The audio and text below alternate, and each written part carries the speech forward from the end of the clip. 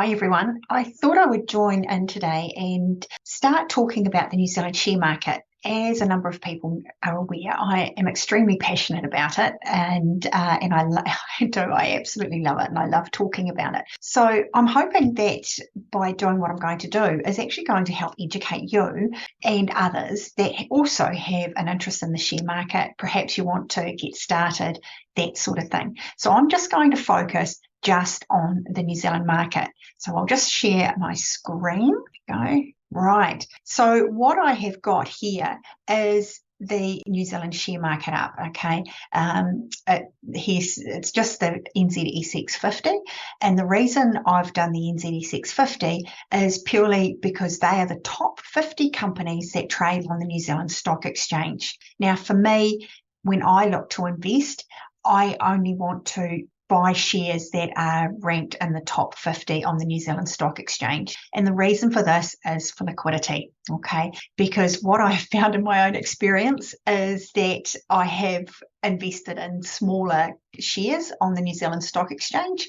However, when I wanted to get out, there wasn't enough liquidity, and there were situations where I went to sell a share that was in a profit that ended up actually falling down and then becoming into a loss. So that was one of the rules I set myself, is to only trade shares that are trading in the top 50 companies on the New Zealand Stock Exchange. Now, before I go any further, this is not personal advice. I want to make that very, very clear. These are rules that I look at and I use when I look to buy and trade into the New Zealand share market. So the very first thing that I do is I pull up the NZSX 50 gross index, okay?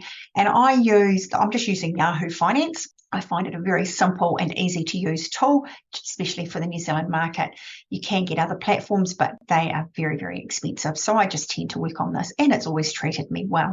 Now, the first thing that I like to look at is I've got this over a 2-year time period. And the reason for that is I want to sort of get an idea as to the overall trend of the market and what is actually happening here. And when I'm looking at it, because I'm more of a medium-term investor, I like to look at it over 1 week intervals, okay? And that's what these little candlesticks down here show.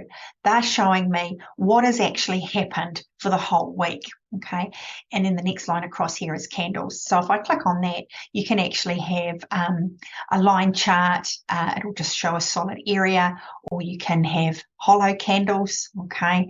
I like the coloured ones. You can have a bar chart or a coloured bar. Personally, I like the candles, and the reason for that is because if it's a green candle, for those of you that are just beginning on your journey, a green candle means that the share has actually closed above where it opened. So if I look at this fairly solid candle here, it obviously opened at this bottom level, okay? I can't quite see what pricing that was, and then it closed up here, okay? Then the next candle beside it is a red candle. So that means it actually opened slightly higher, but it closed lower than its opening for the day. And it does have a small little tail on it. You can just sort of see that. And that indicates the actual trading range for the day. So these and that red candle, it's showing that there was a little bit of obviously selling pressure there, and it did trade lower than where it actually closed. Obviously, this one here, it sort of looks like a bit of a hammer. So we had trading above where it ended up closing, but also a lot of trading below. Now, what I have actually done here is just to give you an idea, this purple line is a moving average.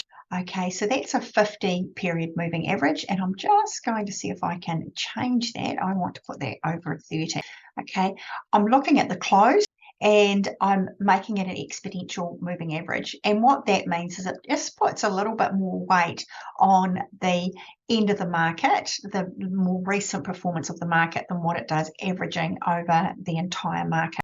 So I like to look at a moving average. It gives me an idea what's actually happening on the share market. So at the moment, we can see that for the last 5 weeks, the New Zealand share market is actually trading below its moving average over the last 30 trading periods, also the last 30 weeks. Now, for me, that is not a buy signal. I only have a couple of positions in the New Zealand share market at the moment. So for me, at the moment, I'm not going to be looking at taking on any more positions. I want to see the shares, the main board actually trading above this purple line, above this moving average. So I'm just going to leave that there, and hopefully when we can come back, we will start to see a bit more movement in the share market. Now, with what I'm doing, if this is going to be of interest in that for you, and you'd like me to do my research on some shares that you're perhaps interested in, then by all means, email me the ticker code message me the ticker code or direct message, whatever you like to do. And I can pull up that share and we can actually see together how it's performing and some of the rules and that I would abide by. So, hey, love to get your comments and feedback. I hope this is going to help, and yeah, come back to me with any thoughts and things that you've got. So we'll chat soon. Thank you. Have a great